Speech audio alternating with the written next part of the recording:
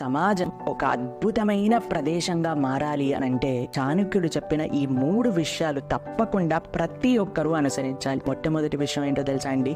మాతృవత్ పరధారేషు. ఒక సొంత భార్య తప్ప మిగతా వాళ్ళందరినీ కూడా మాతృభావనతో చూడటం. రెండవది పరద్రవ్యేషు లోష్ఠవత్. మన కానిది ఏ ధనము ఎవ్వరికి ఉన్నా సరే దాన్ని మనం చెత్తతో సమానంగా చూడటం. మనకి ఎంత ఇస్తే భగవంతుడు అది చాలండి, వేరే వాళ్ళ ద్రవ్యాలను కూడా వేరే వాళ్ళ నగదును కూడా మనకు కావాలి అని అనుకోకూడదు. ఇదే ఈర్ష, ద్వేషము, దీంతో వచ్చేదే లోభం, ఇది ఉండకూడదు. మూడో విషయం చెప్పాలా? ఆత్మవత్ సర్వభూతేషు. మనల్ని ఎదుటివాడు ఎలా అయితే ట్రీట్ చేయాలి అని మనం ఎక్స్పెక్ట్ చేస్తున్నామో ఎదుటి వాటిని కూడా మనం అలానే చూడటం అండి. ఈ 3 కానీ మనం చేస్తే ఈ సమాజం ఎంత గొప్ప ప్రదేశం అవుతుంది, ఎంత సుఖంగా మారుతుంది చెప్పండి. హరే కృష్ణ.